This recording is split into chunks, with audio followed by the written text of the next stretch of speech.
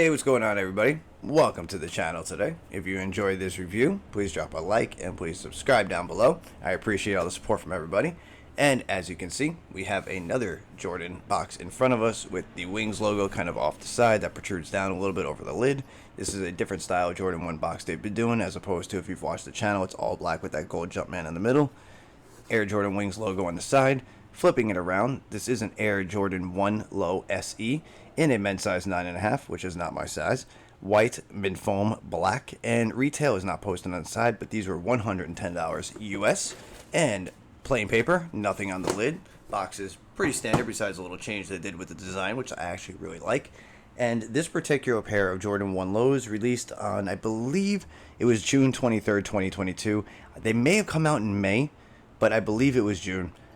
I'm going to make sure the date's positive up there. And they were $110 US. And this is what we were looking at today. So real quick, let me bring up the extra pair of laces you get in that mint foam colorway with the Jumpman lace bag. These are a nice color. I like the mint colorway and the mint foam. I'm also kind of a sucker for Florida colors. If you did not know and you don't watch the channel that much, I am from New York. I used to go to Florida and visit my grandparents all the time. Fort Lauderdale, Sunrise, Miami. I know that area well. And besides that, I've always been a sucker for that kind of like green, pink, flamingo, mint, like Florida colors, that kind of tropical vibe.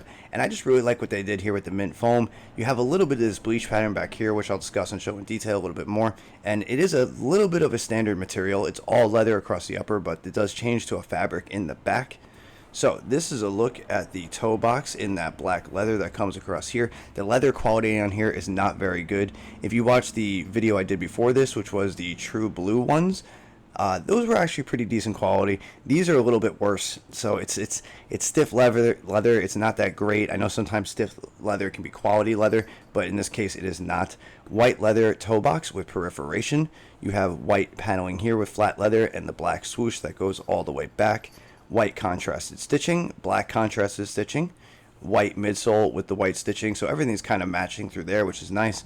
And there is a look at that bright mint outsole. I'm glad the lighting in the camera is picking it up because this is bright in person. It is a very vivid color.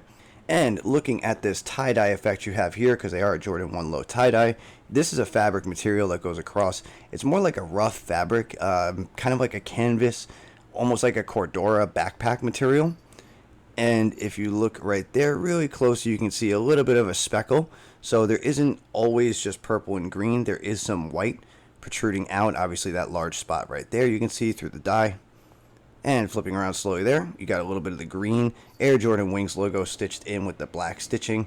And you can see how the green kind of changes. There's some white stitching there. And remember, all shoes are going to be different. So you're going to have the tie-dye patterns on the back, but if you look at both shoes, they're not the same. If you grabbed a different pair than this pair and you compared them to this one side by side, of course everything would look the same, but if you look closely at the tie-dye pattern that goes around, it will be different. The bleach will come out in different spots.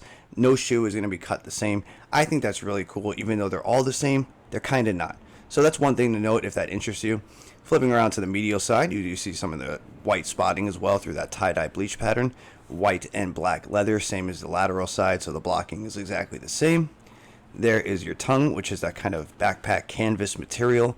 23 on that lace loop on the tongue, obviously for Jordan's number. There is the stitched on Jumpman, which is also in, it's hard to tell, it's not as vivid, but it is the mint foam green right there.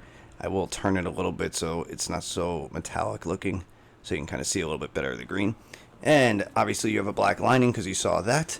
And you have the mint foam insole with the black Jumpman underneath the heel. And once again, both shoes are blocked the same. The only difference, of course, being the way this is cut here. You will see that the tie-dye effect is a little bit different. And overall, I think this is a pretty solid buy. Remember, if you are interested in these and you are a woman, it is men's sizing, so you should go down a size and a half. Hence, if you wear, say, a women's 8, these would be a women's 8. You would get a men's 6.5. If you wore, say, a women's 10, you'd get a men's 8.5.